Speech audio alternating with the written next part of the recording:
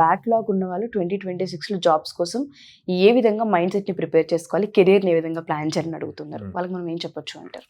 ప్రతి కంపెనీకి అన్ని కంప్లీట్ అయ్యి డిగ్రీ అన్నది కావాలండి. అవును. కానీ స్టూడెంట్స్ ఏం థింక్ చేస్తారంటే బ్యాక్‌లాగ్స్ ఉన్నాయి కదా, మనకి అసలు ఎలిజిబిలిటీ రాదేమో అన్న పాయింట్లో ఎలిజిబిలిటీ పాయింట్ దగ్గరే ఆగుతారు. ఉండి టైం వేస్ట్ చేసుకుంటారు. బ్యాక్‌లాగ్స్ ఉన్నాయి, 2 బ్యాక్‌లాగ్స్ ఉన్నాయి, మళ్ళీ ఇమీడియట్ అక్టోబర్లోనో సెప్టెంబర్లోనో రాస్తారు. ఈ మధ్యలో టైం ఏం చేస్తారు? సో నేనేమంటానంటే ఓకే, దానికి ప్రిపేర్ అవ్వండి. 2 సబ్జెక్ట్స్కి మీరు డైలీ ఆబ్వియస్లీ మీరు ఎట్లా డైలీ చదవరు, ఎగ్జామ్ ముందు 2 days 3 days చదువుతారు. మిగిలిన టైంని అప్ స్కిల్ అవ్వండి.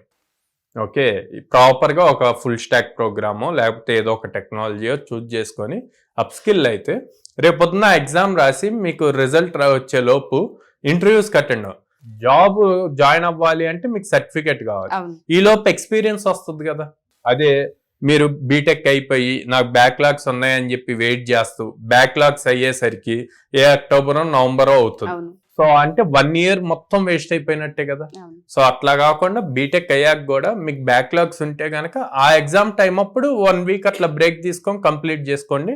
ఈ లోపు అప్ స్కిల్ అవ్వండి. అప్పుడు టైము కలిసి వస్తుంది, మీకు అటు సబ్జెక్ట్స్ కంప్లీట్ అవుతాయి, ఇటువైపు ఈ అప్ స్కిల్ అయి ఉంటారు కాబట్టి ఇంటర్వ్యూస్ కూడా ఎక్స్పీరియన్స్ వస్తుంది.